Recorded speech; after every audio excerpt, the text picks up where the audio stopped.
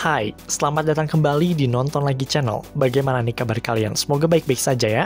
Di episode kali ini kita akan membahas salah satu teori Disney yang cukup menarik. Bersiaplah.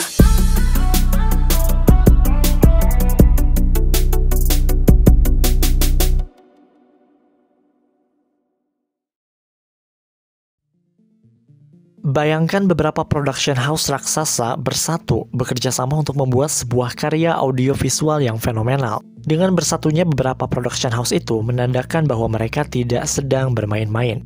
Salah satu film hasil kerjasama dua perusahaan tersebut adalah Big Hero 6.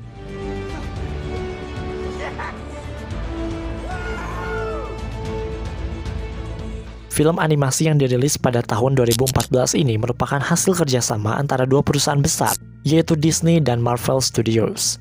Sebenarnya, pada tahun tersebut Marvel sudah diakuisisi oleh The Walt Disney Company sejak tahun 2009. Jadi ya, Marvel udah jadi bagian dari Disney. Tapi walaupun demikian, Marvel dan Disney memiliki perbedaan yang sangat menonjol, di mana Marvel memfokuskan diri pada superhero story ideas, sedangkan Disney lebih banyak membuat film-film animasi family friendly. Dan apakah Big Hero 6 menjadi karya yang fenomenal? Entahlah, tapi yang pasti film tersebut menjadi film animasi dengan penghasilan paling tinggi di tahun 2014, dengan pendapatan mencapai 658 juta dolar. Tahu gak sih, pada saat itu Big Hero 6 dirilis sehari setelah film Christopher Nolan, yaitu Interstellar dirilis. Kedua film tersebut kejar-kejaran dalam hal pendapatan, walhasil keduanya pun menjadi bagian dari film-film tersukses di tahun tersebut. Anyway, kami yakin bahwa kalian juga merupakan salah satu penggemar dari Big Hero 6. Seperti yang dikatakan tadi, ini merupakan kerjasama antara Disney dan Marvel, sehingga ceritanya cenderung berbeda dari animasi Disney lainnya. Mengusung tema superhero, film ini bersetting di sebuah kota fiksi bernama San Francisco, yang literally perpaduan antara San Francisco dan Tokyo. Kita semua menyukai Big Hero 6, tetapi mungkin tidak untuk satu bagian di mana salah satu karakter yaitu Tadashi Hamada meninggal di babak awal film. Kematiannya begitu tragis dan sangat mengejutkan, kayak, kok meninggal sekarang gitu. Tapi ya namanya juga Disney ya, nggak lengkap rasanya jika tidak memberikan treatment kematian yang mengejutkan seperti itu. Atas kematian Tadashi yang begitu dini, sebuah spekulasi muncul. Katanya, Tadashi sebenarnya masih hidup. Hal ini didukung dengan Baymax yang selalu mengatakan Tadashi is here, padahal he's not there. So, apakah Tadashi benar-benar masih hidup atau itu hanya spekulasi fans belaka yang tidak terima akan kematiannya? Untuk menjawab pertanyaan tersebut, tonton video ini hingga akhir. Dan sebelum masuk ke videonya, jangan lupa untuk like, share, dan komen jika kalian suka video ini. Dan buat kalian yang baru datang, jangan sungkan untuk menekan tombol subscribe dan aktifkan notifikasi loncengnya supaya kalian tidak pernah ketinggalan video terbaru dari kami dan sebagai bentuk dukungan kalian terhadap berkembangnya channel ini. Oke, ini dia teori gelap Disney Pixar Part episode Tadashi is Here Explained.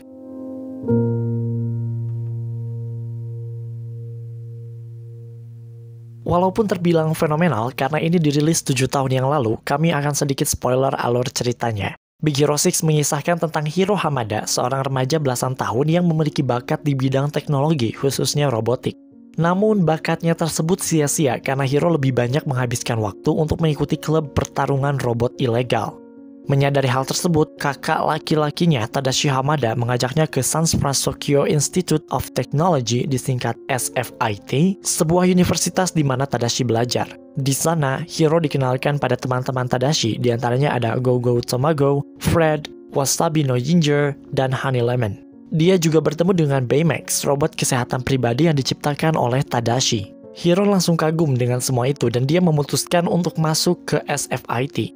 Suatu malam, Hiro mempersembahkan proyek buatannya bernama Microbots pada Profesor Callahan, di mana dia itu semacam ketua dari program universitas, dan dia langsung tertarik dengan proyek buatan Hiro ini. Suatu tragedi terjadi, SFIT terbakar.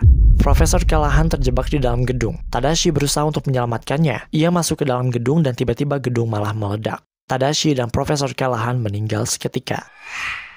Sebagai saudaranya, Hiro tiba-tiba berubah menjadi sosok yang pendiam. Karena suatu hal, dia menemukan indikasi bahwa gedung tersebut diledakkan oleh seseorang. Ia pun dibantu dengan teman-teman Tadashi yang kemudian menjadi teman-temannya juga, mulai mencari tahu siapa pembunuh Tadashi dan Profesor Callahan. Mereka membuat kostum superhero dan semacamnya untuk memperlancar misi mereka menemukan sang pembunuh. Oke, seperti yang dijelaskan tadi, kematian Tadashi benar-benar mengagetkan dan sepertinya banyak orang di luar sana yang tidak terima dengan plot ini. Hal ini mungkin wajar aja ya, karena ternyata memang ada satu plot twist di sini. Spoiler alert, Profesor Callahan yang tadinya diklaim sudah meninggal ternyata masih hidup. Fans jadi bertanya-tanya, apakah ada kemungkinan Tadashi masih hidup juga? Ditambah dengan robot pribadi buatannya, yaitu Baymax, yang ketika dinyalakan, dia selalu berkata bahwa Tadashi is here, atau Tadashi ada di sini. Hal ini cukup ambigu ya, karena kita tidak tahu apa maksud si Baymax ngomong kayak gitu. Apa karena dia emang ciptaannya, atau karena dia adalah robot yang mungkin aja nggak ngerti siklus kehidupan manusia. But later in the movie, kita diberi penjelasan mengapa Baymax selalu mengatakan Tadashi is here. Ternyata itu tuh kayak semacam memori yang ada di dalam Baymax. Di babak terakhir film, ketika Baymax mengatakan hal tersebut lagi, sebuah video muncul. Video yang memperlihatkan ketika Tadashi melakukan proses pengembangan terhadap Baymax. Jadi ya gitu, itu tuh kayak semacam memori yang ada di dalam tubuh Baymax. Tapi apakah benar seperti itu? Rupanya scene ini masih diperdebatkan pemirsa. Masih banyak orang yang berspekulasi bahwa proklaim Tadashi is here jauh lebih bermakna dari sekedar memori yang ada di dalam Baymax. Hingga suatu teori muncul. Teori yang super mind-blowing as always, dan ini berkaitan dengan Hiro sendiri. Banyak orang yang menduga mengapa Baymax selalu mengatakan Tadashi is here tepat di depan Hiro, karena Tadashi dan Hiro adalah satu orang yang sama. Oke, ini terdengar sangat tidak masuk akal. Mungkin dari kalian gitu ada juga yang bilang kayak, apaan sih, gak mungkin gitu kan? Udah jelas dalam film kita diperlihatkan Tadashi dan Hiro Hamada itu dua orang yang berbeda. Yang satu tinggi dan yang satu lagi pendek, karena kan mereka kakak beradik yang bisa dibilang agak jauh gitu ya usianya. Bagaimana mungkin mereka bisa dikatakan sebagai satu orang yang sama? Oke, kami mengerti keraguan kalian, tapi coba dengarkan penjelasan dari Super Carlin Brothers yang sudah kami rangkum ini. Oh ya, untuk menonton video aslinya, kalian tinggal klik link yang ada di kolom deskripsi dan kalian wajib banget buat subscribe channel SCB, karena konten mereka itu sangat menarik. Jadi, apakah Hiro adalah Tadashi? Untuk menjawab pertanyaan ini, kita harus mengingat kembali kemampuan yang dimiliki oleh Baymax. Robot putih menggemaskan ini sengaja diprogram dengan kemampuan yang sangat istimewa. Dia bisa langsung nge-scan orang-orang yang ditemuinya. Bahkan dalam salah satu scene, kemampuan Baymax ini bisa di-upgrade, sehingga ia bisa nge-scan semua orang yang ada di San Francisco untuk mencari keberadaan musuh di Big Hero 6 ini. Makanya ketika Baymax bilang Tadashi is here tepat di depan Hiro, artinya itu menunjukkan bahwa Hiro adalah Tadashi. Dia sedang nge-scan Tadashi. Selain itu, kita mengetahui bahwa Hiro dan Tadashi ini dibesarkan oleh bibinya bernama Oncast karena orang tua aslinya meninggal karena entah kenapa. Pokoknya ada satu dialog yang menunjukkan bahwa orang tua Tadashi dan Hiro meninggal ketika mereka masih anak-anak. Apakah kita pernah melihat wajah kedua orang tuanya? Ya, kita pernah. What? Di dalam salah satu scene ketika Hiro mengobrol dengan bibinya itu, ada sebuah foto yang sepertinya itu adalah foto orang tua Tadashi. Di sana terlihat sepasang orang tua yang mengenakan pakaian tradisional Jepang. Namun yang menarik adalah di sana hanya ada satu anak saja.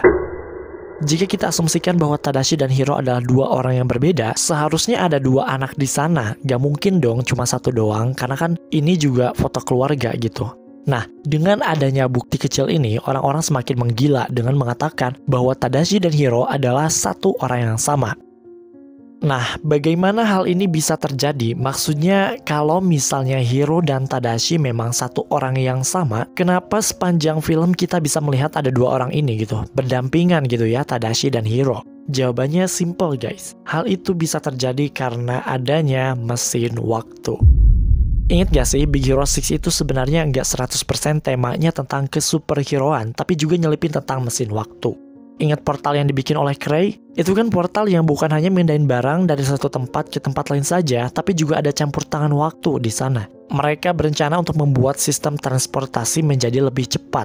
Awalnya eksperimen tersebut berhasil, namun ketika manusia yang dimasukkan ke dalam portal tersebut, eksperimennya gagal. Abigail Callahan yang menjadi objek percobaan tersebut terjebak di sebuah tempat yang entah apa itu. Dalam film, kegagalan eksperimen tersebut disebabkan karena gangguan minor magnetic.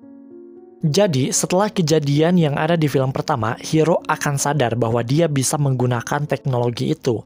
Tidak hanya melewati ruang, tapi juga waktu. Dia akan mencoba untuk kembali ke masa lalu dan mencegah saudaranya itu dari kecelakaan. Asumsikan Hiro benar-benar melewati portal itu sebagai usaha untuk mencegah saudaranya dari kecelakaan. Nah, sama seperti Abigail, usahanya itu pasti tidak akan berjalan mulus. Justru dia akan tersesat. Hal ini disebabkan karena tubuh hero sendiri yang akan menjadi gangguan minor magnetik tadi, dan mungkin saja ada barang-barang lain yang membuat gangguan minor magnetik ini semakin menjadi. Katakanlah akhirnya dia kecelakaan juga di dunia awan pelangi itu, dan justru dia kembali ke masa lalu yang terlalu jauh daripada yang dia inginkan. Dan jika proses ini somehow bisa bikin dia lebih muda atau bikin dia kembali lagi menjadi anak kecil, maka satu-satunya jalan supaya dia bisa kembali ke masa depan, ke usianya yang normal, adalah dengan cara menunggu di waktu tersebut. Menunggu supaya dia tumbuh besar lagi. Karena kan emang tadi portalnya kan agak berbahaya dan masih belum efektif gitu kan buat dipakai. Oke, ini memang terdengar unbelievable, tapi coba kita lihat lagi setting waktu dan tempat The Big Hero 6 ini. Filmnya mengambil tempat di kota futuristik, dan kayak pelajar-pelajarnya juga nemuin suatu teknologi itu udah kayak biasa banget. Makanya nggak heran jika hal-hal atau benda-benda yang bikin lu jadi muda lagi tuh ya udah nggak heran gitu. Dan entah kenapa ya, teori ini tuh kayak didukung juga sama Disney, karena film ini punya original soundtrack yang judulnya Immortal, alias keabadian. Oke, misalkan hero kembali ke masa lalu, ketika usianya mungkin sekitar 3 tahunan. Nah, kalau usia 3 tahunan itu kan dia belum bisa ingat apa-apa ya, dan pada saat itu tuh hero yang asli juga udah ada. Nah, younger hero datang tepat setelah kedua orang tuanya meninggal dan juga sebelum Oncast mengadopsi. Maka, si younger hero ini akan menjadi hero yang asli di 10 tahun ke depan, dan hero yang satunya akan menjadi Tadashi. Nah, inilah yang kita maksud bahwa Tadashi dan hero itu adalah satu orang yang sama. Istilahnya, Tadashi adalah hero yang asli, dan hero yang kita lihat dalam film adalah hero yang sebenarnya datang dari masa depan. Pusing gak sih? Ya ini emang agak susah ya, karena ini adalah bagian tersulit dari teori ini. Tapi kita berharap kalian bisa paham dengan apa yang kita maksud. Walaupun terdengar gila, tapi ada beberapa hal yang mendukung teori bahwa Tadashi dan hero adalah satu orang yang sama. Misalkan ketika hero lagi sedih dan Baymax mencoba untuk membuatnya ceria, Baymax malah menghubungi teman-teman Tadashi yang literally itu mereka bukan teman seumurannya gitu. Apa karena hero nggak punya teman yang lain? Bukan, karena dia sendiri adalah Tadashi. Tadashi adalah hero. Tadashi akan tahu apa yang akan terjadi pada hero karena dia sendiri adalah hero. Dia tahu kapan hero akan berada di titik terendahnya dan sesegera mungkin memberikan solusi. Ini menjelaskan di bagian awal film mengapa Tadashi bisa tahu dengan cepat hero ada di mana dan langsung menyelamatkan dia. Atau ketika Mr. Cray membawa salah satu microbot hero, Tadashi langsung negur si Mr. Cray. Dia bisa tahu semua itu karena dia pernah ngalamin kejadian semua itu. Tapi bagian tragisnya adalah dia sadar kematiannya yang akan datang. Tadashi tahu bahwa kematiannya adalah katalis atau pemercepat pembentuk formasi dari Big Hero 6. Maksudnya kayak dia tuh kalau nggak meninggal, Big Hero 6 gak bakalan ada gitu. Nah, proses ini tuh terus berulang. Hero yang kehilangan saudaranya akan mencoba lagi ke masa lalu untuk mencegah kakaknya dari kecelakaan. Namun dia sendiri malah kecelakaan di portal tersebut, hingga pada akhirnya mungkin di satu titik dia akan tahu bahwa dirinya adalah Tadashi all along. Kalau misalnya titik ini emang beneran terjadi, Tadashi bisa memiliki waktunya sendiri dan mempersiapkan diri untuk menghindari kecelakaan. Ya, begitulah sekelumit teori time travel Tadashi and Hero Experience. Buat kalian yang masih belum percaya sama bukti time travelnya, ada beberapa bukti lain yang menguatkan teori ini juga. Lihat helm yang dipakai oleh seseorang di sini nih. Helm tersebut berasal dari film Back to the Future yang literally menceritakan tentang perjalanan waktu. Begitu juga dengan jam ini, atau poster Hans, atau patung Hans, atau boneka salju yang dibuat Elsa, atau lukisan Arendelle, atau Abigail yang tidak menua walaupun sudah terjebak selama bertahun-tahun di dunia awan pelangi. Intinya adalah time travel adalah nyata di Big Hero 6 Universe.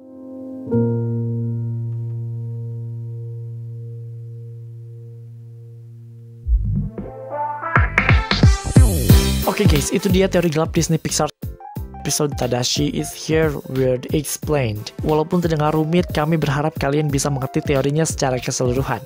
Jangan lupa untuk subscribe dan menonton video asli milik Super Kalian Brothers. Siapa tahu kalian bisa lebih paham kalau dijelasin sama yang aslinya mah ya. Terima kasih karena sudah menonton video ini hingga akhir. Luangkan waktu untuk like, share, dan komen jika kalian suka video ini. Tekan tombol subscribe dan aktifkan notifikasi loncengnya supaya kalian tidak pernah ketinggalan video-video terbaru dari kami. Dan sebagai bentuk dukungan kalian terhadap berkembangnya channel ini. Mari terhubung lebih dekat dengan cara follow kami di Instagram di @nontonlagi untuk mendapatkan update terbaru. Dan Creepy Crime Case kini hadir di Nonton Lagi Podcast di Spotify. Sampai jumpa lagi di episode Nonton Lagi channel berikutnya.